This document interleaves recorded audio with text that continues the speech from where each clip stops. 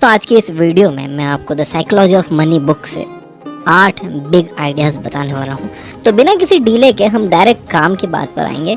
और पहला big idea है, यू डोंट नो एवरीथिंग।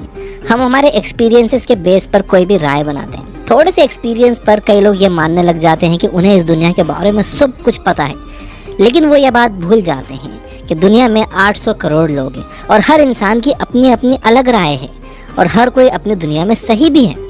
एक चीज़ जो किसी को बिल्कुल सही लग रही वो हो सकता है कि किसी और को पागलपन लगे।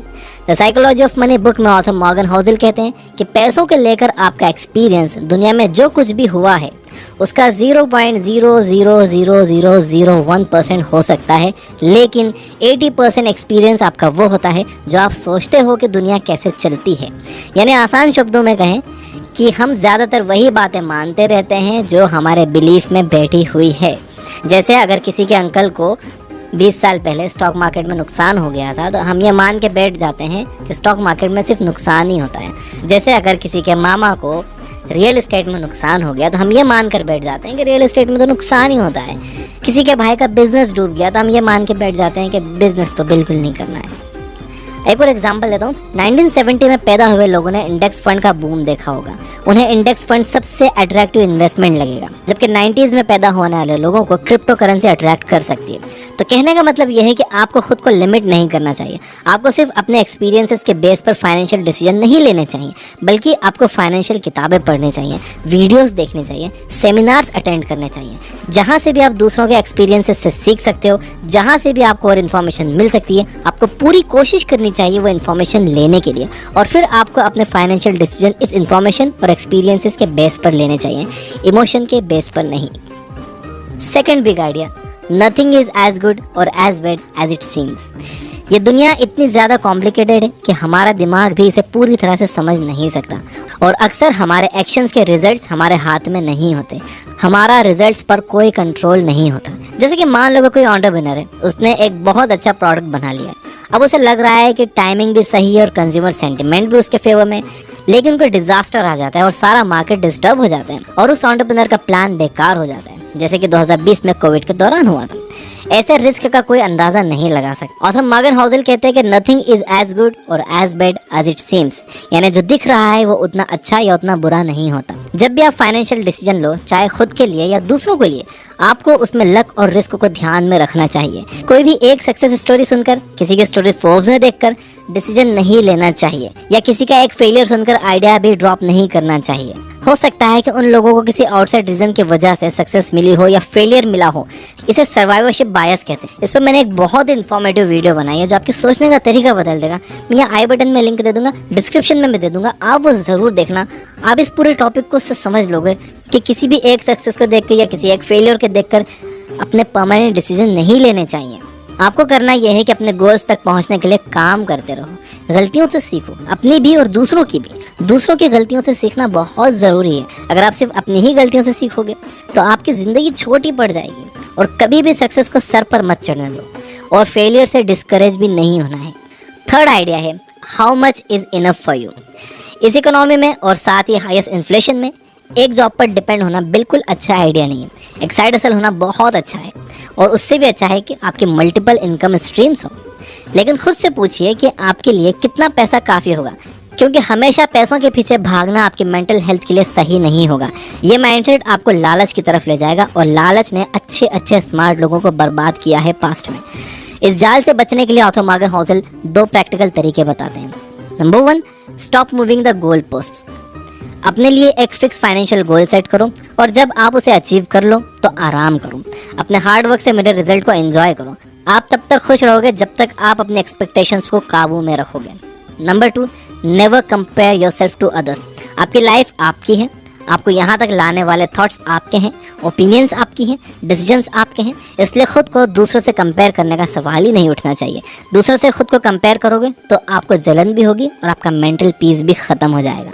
Fourth big idea, understand the power of compounding. इस यूनिवर्स में एक प्रोसेस चलती है जिसके हिसाब से आपके एक कदम का रिजल्ट आपके अगले कदम की सीढ़ी की तरह होता है। जैसे कि उस बहते हुए पानी के बारे में सोचिए जो ओवर द टाइम पत्थरों का शेप बदल देता है। ऑथर मॉर्गन होजल कहते हैं कि दौलत बनाने के लिए भी सिमिलर पैटर्न फॉलो करना होता है। समझदारी से इन्वेस्ट करना तो जरूरी है, लेकिन बड़ी दौलत बनाना इस बात पर डिपेंड करता है कि आप कितने लंबे टाइम से इन्वेस्टेड हो।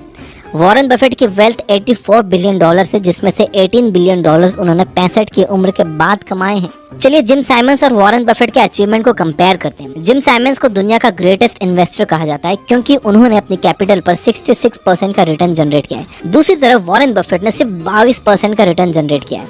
ये नंबर देखकर लगता है कि साइमंस की वेल्थ वॉरेन बफेट से कहीं ज्यादा होगी, जबकि ऐसा नहीं है।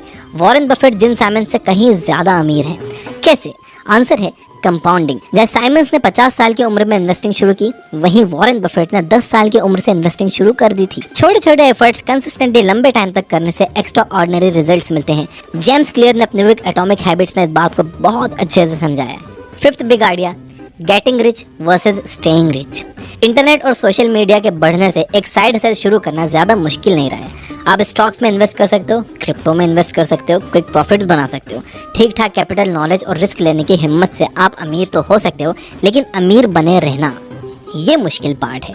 आप किसी भी बड़े शहर में चले जाओ, रोड्स पर आपको अट्रैक्टिव एड्स दिख जाएंगे, बल्कि आपके फोन में ही pre approved credit card, low cost loan, loyalty points, gift coupon जैसी कस्टमर्स को ललचाने वाली चीजें आपको मिल जाएंगी। देखो आज के टाइम में अगर कमाना आसान हुआ है तो खर्च करना उससे कहीं ज्यादा आसान हो गया है। ऑथर कहते हैं कि अपनी दौलत बचाने का तरीका है आप बहुत सोच समझ कर खर्च करो। आपको ये मानकर कभी नहीं चलना चाहिए कि कल जो आपको सक्सेस मिली थी वो आने वाले कल में भी मिलेगी। ज्यादा सेटिस्फाइड नहीं होना है। आपको अपना हर फाइनेंशियल डिसीजन उसी सोच समझ के साथ लेना है, उतनी ही रिसर्च करके लेना है जितना आपने पहला फाइनेंशियल डिसीजन लेते टाइम सोचा था। अगर आप ये वीडियो देख रहे हो तो मैं ये मान सकता हूँ कि आप भी मेरी तरह एक आम इंसान हो जो पूरी कोशिश कर रहा है बेटर फाइनेंशियल डिसीजन लेने की। इस दुनिया का इकोनॉमिक सेटअप कुछ इस तरह का है कि हमारे जैसे आम लोगों के हाथ में ये नहीं होता कि हमारे पैसों के साथ क्या होगा। इन्फ्लेशन जैसे माइक्रो इकोनॉमिक फैक्टर्स डिसाइड करते हैं कि हमारे पैसे की वैल्यू क्या होगी, लेकिन एक चीज जो हम लोग कंट्रोल कर सकते हैं वो है खर्चा। पैसे बचाना एक कला है और पैसा बचता है किफायतशारी से। और यहाँ कंफ्यूज नहीं होना है, किफायतशारी और कंजूसी में बहुत फर्क है। अगर मैं आसान शब्दों में इन दोनों के बीच का फर्क बताऊं तो वो ये है, किफायतशारी का मतलब है पैसा वेस्ट करने की इच्छा का ना होना, तो कंजूसी का मतलब है कि सिरे से पैसा खर्च करने की ही इच्छा ना होना। अब इसके लिए आपको अपने नीड्स और वांट्स में फर्क समझना बहुत जरूरी है। एक नीड वो है जो जिंदगी जीने के लिए जरूरी है, जो आपके काम के लिए जरूरी है, और वांट वो है कि किसी भी चीज से आप अट्रैक्ट हो रहे हो कि यार ये चाहिए ही मुझे, ये चीज़ कितनी कूल है, जबकि आपको पता है कि आपको उस चीज़ की ज़रूरत नहीं है। तो नीड और वांट में अगर आप फ़र्क करना सीख गए तो कोई भी चीज़ खरीदने से पहले आपने अगर उसे नीड और वांट के तराजू पर तोल लिया तो आप पैसे बचा लोगे। Big idea number 6, law of large numbers. Law of large numbers एक एक्सपेरिमेंट को कई बार रिपीट करने से मिले रिजल्ट्स को प्रिडिक्ट करता है। यानी अगर आप एक एक्सपेरिमेंट बार बार करोगे तो आपके सक्सेसफुल होने के चांसेस भी बढ़ जाएंगे। एज एन एंटरप्रेन्योर आप अपने काम में भी law of large numbers apply कर सकते हो। 10x बड़ा सोचो, 10x ज्यादा मेहनत करो। मैसिव एक्शंस ही आपको मैसिव रिवॉर्ड्स दिलाते हैं। अगर आपके गोल्स 10 गुना बड़े हुए और आप उन्हें पूरी तरह से अचीव भी नहीं कर पाए तो भी आप जीत जाओगे। ये बात कही है ग्रांट कार्डोन ने अपनी बुक द 10x रूल्स में। Law of large numbers investment में डाइवर्सिफिकेशन के साथ भी परफेक्टली काम करता है। अगर आपका लार्ज पोर्टफोलियो है तो आप किसी एक स्टॉक पर डिपेंड नहीं रहोगे, उसमें भी आपके जीतने के चांसेस बढ़ जाएंगे, बशर्ते कि आपके पोर्टफोलियो में ठीक ठाक नंबर्स में कंपनियां अच्छा परफॉर्म कर रही हैं। ऑथर कहते हैं कि आप हाफ ऑफ द टाइम गलत हो सकते हो फिर भी अच्छा रिटर्न बना सकते हो। यही बात मेरे साथ इन्वेस्टमेंट में सच हुई है। मेरे स्टॉक पोर्टफोलियो में 14 स्टॉक्स हैं जिनमें से 7 लॉस में चल रहे हैं और जो बाकी के 7 हैं जो प्रॉफिट में चल रहे हैं उन्होंने मेरे ओवरऑल इन्वेस्टमेंट का, मेरे ओवरऑल कैपिटल का 40% रिटर्न दिया है। एंड 40% रिटर्न बहुत बड़ी चीज़ है। तो आपको पैसा कमाने के लिए परफेक्ट होने की जरूरत नहीं है। आधा टाइम आप गलत होकर भी अच्छा पैसा कमा सकते हो। Big idea number 7, be time rich. आपको क्या लगता है ज्यादा पैसा कमाने का अल्टीमेट बेनिफिट क्या है? क्या यह फेम है या कुछ भी खरीद सकने की पावर है? ऑथर मॉर्गन होजल कहते हैं कि पैसा का ग्रेटेस्ट डिविडेंड है आपका अपने टाइम पर कंट्रोल होना। कई स्टडीज ने यह बात साबित की है कि जो लोग खुद को खुश मानते हैं उनके पास टाइम की फ्रीडम होती है। वो लोग अपनी मर्जी से कहीं भी आ जा सकते हैं, कोई भी काम कर सकते हैं। वो किसी एक चीज़ से बंधे हुए नहीं होते कि यहाँ रोज़ 8 घंटे देना ही है। एंड इसलिए पैसा ज़रूरी है। पैसा होने का मतलब है कि आपके पास लाइफ में ऑप्शंस होंगे। इसका मतलब है कि आपको एक टॉक्सिक वर्क प्लेस में ज़बरदस्ती बैठना नहीं पड़ेगा। इसका मतलब है कि जब आप अच्छा फील नहीं कर रहे तब भी आपको खुद को काम पर जाने के लिए फोर्स नहीं करना पड़ेगा। ऑथर कहते हैं कि हाईएस्ट फॉर्म ऑफ वेल्थ ये एबिलिटी है कि आप रोज़ सुबह उठकर ये कह सको कि आज मैं जो चाहूँ वो कर सकता हूँ। तो सबसे पहले आपका गोल होना चाहिए एक इमरजेंसी फंड बनाने का, यानी इतना पैसा जमा कर लो कि अगर 6 महीने तक आप कोई भी काम ना करो तब भी आप आसानी से सरवाइव कर सको। जब आपके पास ये फंड तैयार हो जाए उसके बाद आप अपने नेक्स्ट स्टेप के बारे में सोचो। उसके बाद आप सोचो कि आपको जॉब छोड़कर कुछ करना है नहीं करना है, उसके बाद आप रिस्क लो। पहले इमरजेंसी फंड बनाना बहुत ज़रूरी है। अल्टीमेटली आपका गोल आपके अर्निंग को अपनी लाइफ के साथ जोड़ने का होना चाहिए, यानी एक ऐसी लाइफ जिसमें आपका अपने टाइम पर कंट्रोल हो। यानी आपका गोल होना चाहिए इस तरह से पैसा कमाने का कि जिसमें आपका अपने टाइम पर कंट्रोल हो, यानी आपको अपने काम में पूरे टाइम नहीं लगा रहना पड़े, आपको काम करने रोज़ नहीं जाना पड़े। याद रखिए कि सिर्फ बेशुमार पैसा कमाना काफ़ी नहीं है, आपके पास उसके रिटर्न्स एंजॉय करने के लिए टाइम भी होना चाहिए। बिग आइडिया नंबर 8, ये आइडिया मैंने अपने पर्सनल चैनल पर भी थोड़े दिन पहले बताया था। Luxury is normal. आपने सड़क पर कई बार कोई शानदार स्पोर्ट्स कार देखी होगी। अब ज़रा आप ये याद करने की कोशिश करो कि उस कार को जो इंसान चला रहा था क्या वो आपको याद है? 99% चांसेस है कि आपको बस अपना एक्साइटमेंट याद होगा कि आप उस कार को देखकर कितने एक्साइटेड हुए थे, लेकिन उस कार को कौन चला रहा था ये आपको बिल्कुल याद नहीं होगा। Luxury items definitely eye catching होते हैं और यही उनका पर्पस भी होता है। ऑथर कहते हैं कि आप अपने लग्जरी आइटम से जितने इम्प्रेस होते हो उतना और कोई इम्प्रेस नहीं होता। ऑथर कहते हैं कि आपको लगता है कि लोग आपका लग्जरी आइटम देखकर आपसे इम्प्रेस हो रहे हैं, जबकि आपसे इम्प्रेस कोई नहीं होता। डे टू डे लाइफ में आपको एक कार की ज़रूरत होती है, सिर्फ किस लिए? पॉइंट ए से पॉइंट बी जाने के लिए। एक नॉर्मल कार भी आपको पॉइंट ए से पॉइंट बी ले जाएगी और एक फरारी भी सेम काम करेगी। फ़र्क यह है कि फरारी के लिए बहुत ज़्यादा पैसा लगता है और उसे मेंटेन करने के लिए और भी ज़्यादा पैसा लगता है। सारे स्टेटस सिंबल सेम होते हैं, टेम्पटिंग होते हैं, बट अल्टीमेटली पॉइंटलेस होते हैं। आपको ये बात याद रखना होगी कि लग्जरी आइटम्स एक्चुअल में लाइबिलिटीज़ हैं, एसेट्स नहीं। ये चीज़ें आपकी जेब से पैसा निकालती हैं, डालती नहीं हैं। ऑथर कहते हैं कि गरीब होने का सबसे आसान तरीका है कि अमीर होने का दिखावा किया जाए। अब इसका मतलब ये बिल्कुल नहीं है कि आपको लग्जरी कार्स बिल्कुल ही नहीं खरीदने चाहिए। रैपर जेजी ने एक बड़ी अच्छी बात कही है कि अगर आप किसी चीज़ को 2 बार नहीं खरीद सकते तो इसका मतलब यह है कि आप उसे अफोर्ड नहीं कर सकते। एक और रूल है the 30 day rule. I don't know ये किसने बनाया। इसके हिसाब से अगर किसी चीज़ को खरीदने के लिए आपका दिल ललचाए तो आपको 30 दिन रुक जाना चाहिए। 30 दिन के बाद भी आपको अगर उसकी ज़रूरत महसूस हो कि यार बिना उसके काम नहीं चलेगा तो वो चीज़ आपको ले लेनी चाहिए। और ये जितने भी लग्जरी आइटम्स हैं इसको आपने अपनी पैसिव इनकम से लेना चाहिए। आपको अपनी एक्टिव इनकम लगाना चाहिए काम पर, यानी कि आप उन पैसों से आपको और पैसा बनाना चाहिए और जो पैसा उससे बन रहा है आपको उनसे अपने ये खिलौने खरीदने चाहिए। आपको कभी भी अपनी एक्टिव इनकम इन चीज़ों में नहीं लगाना चाहिए और आपको हमेशा ये चीज़ें अपने बिजनेस अकाउंट से खरीदनी चाहिए ताकि आपको इस पर डेप्रिसिएशन मिले। आपका टैक्स बचता है इससे। इन चीज़ों से अमीर अपना टैक्स बचाते हैं। आपको लगता है कि वो दिखावा कर रहे हैं जबकि वो अपना टैक्स बचाते हैं। तो ये थे 8 big ideas from the book the psychology of money. अगर मैं इसे रिपीट करूं तो नंबर 1 है यू डोंट नो एवरीथिंग। आप ये मानकर मत चलो कि आप सब कुछ जानते हो, आप बस वही जानते हो जो आपके बिलीफ में बैठा हुआ है। इसलिए ज़्यादा से ज़्यादा लोगों से सीखो और उनके एक्सपीरियंसेस और अपने एक्सपीरियंसेस, उनकी गलती और अपनी गलती, ये सब ध्यान में रखकर फिर अपने फाइनेंशियल डिसीजन लो। नंबर 2 है nothing is as good as bad as it seems. यानी जो जितना अच्छा दिखता है, जितना बुरा दिखता है वो वैसा होता नहीं है। किसी की एक सक्सेस स्टोरी सुनकर या किसी का फेलियर सुनकर वो काम करने मत लग जाओ या वो आइडिया ड्रॉप मत कर दो। सर्वाइवरशिप बायस को समझो, लिंक डिस्क्रिप्शन में है उस वीडियो का। नंबर 3 है how much is enough for you. देखो ये डिसाइड कर लो कि आपके लिए कितना काफ़ी है। अगर आप बिना गोल बनाए पैसों के पीछे भागे ही जाओगे तो आपके मन में बहुत लालच आ जाएगा। कहते हैं ना लालच की माँ गला कटाती है। नंबर 4 है understand the power of compounding. Compounding के पावर को समझो।